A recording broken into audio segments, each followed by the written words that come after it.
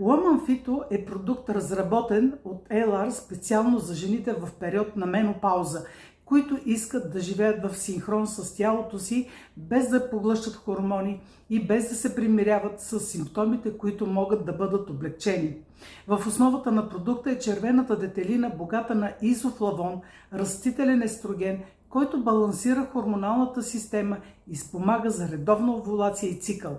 Съдържа витамин D и калций, които допринасят за поддържане на нормалното състояние на костите и зъбите. Лечебните действия на билката червена детелина оказват благоприятно влияние в период на менопаузата, както и в предменструалният период. Помага при състояния като бяло течение, маточни кръвоизливи, мастит. Жените с тежък предменструален синдром, с нередовен цикъл или в предменопауза усещат най-бързо разликата.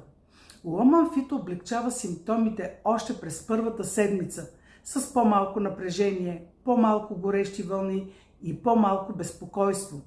А когато менопаузата вече е факт, Woman Phyto подкрепя психиката, съня и сърдечното здраве естествено и щадящо.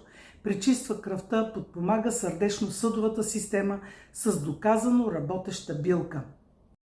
И още, естрогенът е пазител на женската форма.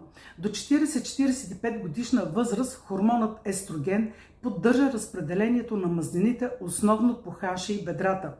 Но при спад в нивата му тялото пренасочва складирането на мазнини към корема. Тялото го прави от нужда.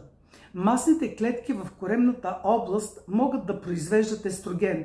Това е отчаян опит на организма да компенсира спада и да оцелее.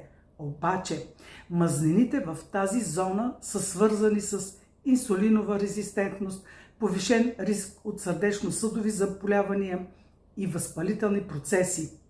Това не е просто естетически проблем. Woman Phyto не е поредната добавка, а грижа за женското равновесие.